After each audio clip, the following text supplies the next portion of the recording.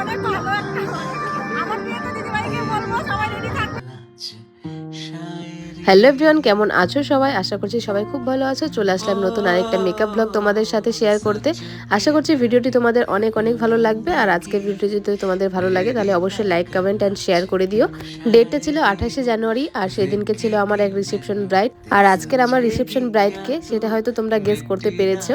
আর যারা জানো না তাদের উদ্দেশ্যে বলে দিই, আজকে আমার রিসেপশন ব্রাইড হচ্ছে রুবি, যার বিয়ের ব্লগ আমি আগের ভিডিওতে শেয়ার করেছি। আর ওই যে ব্রাইড উকি মারছে, ব্রাইডের কাছে চলে এসেছি। এবার ব্রাইডকে রেডি করার পালা। ব্রাইডের আউটফিট দেখে নিলাম, আর ব্রাইডের আউটফিট তো আজকে জাস্ট ওয়াও ছিল। আর তার সাথে ব্রাইডের মুখে শুনবো যে ব্রাইডের কেমন কি লাগলো আগের দিনের লুক, আর কেমন কমপ্লিমেন্ট পেয়েছে। সেটা তো অবশ্যই আমি তোমাদের অন্য ভিডিওতে শেয়ার করবই। আর এই হচ্ছে ব্রাইডের আউটফিট, আর তার সাথে কিন্তু আজকে পার্টি মেকআপও রয়েছে। তো এক এক করে ব্রাইডের জিনিসগুলো খুলছি। প্রত্যেকটা ব্রাইডের জিনিসগুলো এত সুন্দরভাবে ডেকোরেট করা থাকে, আর সেগুলো কিন্তু গিয়ে আমাদেরকেই খুলতে হয়। খুলতেও খুব খারাপ লাগে, তবে না খুললেও তো হবে না, এগুলো ব্রাইড যেহেতু পরবে। ব্রাইডের কল টাইম ছিল 2টা, আর ব্রাইড কিন্তু 2টোর মধ্যে একদম রেডি, আর আমরাও 2টোর মধ্যেই চলে এসেছি। এদিকে ব্রাইড ফ্রেশ হয়ে গেল, এবার মেকআপ শুরু করব। তবে আজকে একটু অসুবিধা হচ্ছিল রুমটা নিয়ে, কারণ কোনো রুমই ফাঁকা ছিল না। এই রুমটাই মোটামুটি ফাঁকা ছিল, তবে খুব একটা মেসিও ছিল।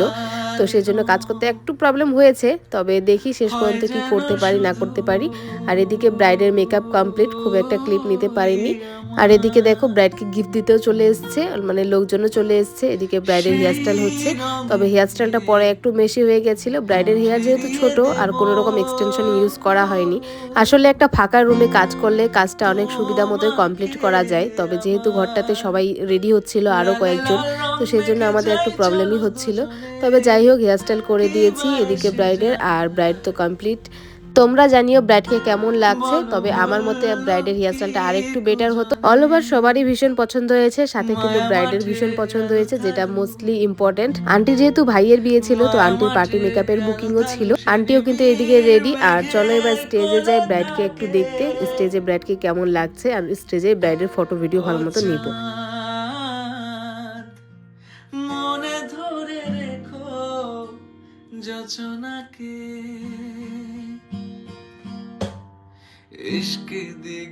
আর স্টেজে যেতে না যেতে দেখা হয়ে গেল আমার ফেসবুকের কিছু বন্ধুর সাথে। ভালো লাগলো সত্যি, আমি খুবই ভালো হয়ে গেলাম এখানে দিদিকে দেখতে পারবো, সত্যি ভীষণ ভালো হয়ে গেলাম। আর সত্যি কথা বলতে দিদিকে এইবার নিয়ে 2বার দেখা হলো আমার, তো আমাকে খুব খুশি লাগছে সত্যি কথা বলতে। তো তোমরা দিদিকে সবাই সাপোর্ট করো, দিদি খুব ভালো সাজায়, এবং আমার বিয়েতে আমি দিদিকেই বলবো। আমার এটা ফাইনাল ডিসিশন হয়ে গেছে। তো সবাই ভালো থাকবে, আর দিদিকে একটু লাইক কমেন্ট শেয়ার করো। তারা কিন্তু নকশাল বাড়ির, আর তাদের সাথে আমার প্রথম দেখা হয়েছিল জলপাইগুড়িতে এক বিয়ে বাড়িতে, মানে সেখানেও আমি সাজাতে গেছিলাম, তো সেখানেই প্রথম দেখা। আর আজকে দেখা হয়ে তো ওরাও অবাক হয়ে গেছে। তাদের সাথে দেখা হয়ে আমারও ভীষণ ভালো লাগলো। আর ওরা যে কথা বলেছে সেটাই আমার কাছে অনেক। অনেকেই আছো যাদের দেখা হয় কোনো বিয়ে বাড়িতে, বা তারা মেসেজ করে বলো যে দিদি আজকে তোমাকে দেখছি, তবে কথা বলিনি। তবে কথা বলো অবশ্যই, তবে খুব ভালো লাগবে আমারও। আর তোমরা যে আমাকে ফেসবুকের মাধ্যমে এত এত ভালোবাসা দাও, সেটার জন্য সত্যিই আমি খুব কৃতজ্ঞ। এই যে ফাইনালি ব্রাইড এবার স্টেজে এসছে, এখানে কিছু ফটো ভিডিও নিয়ে এবার আমিও বের হব। চলো দেখা হবে নেক্সট আরেকটা ব্লগ বা ভিডিওতে। আজকের মতো টাটা, বাই।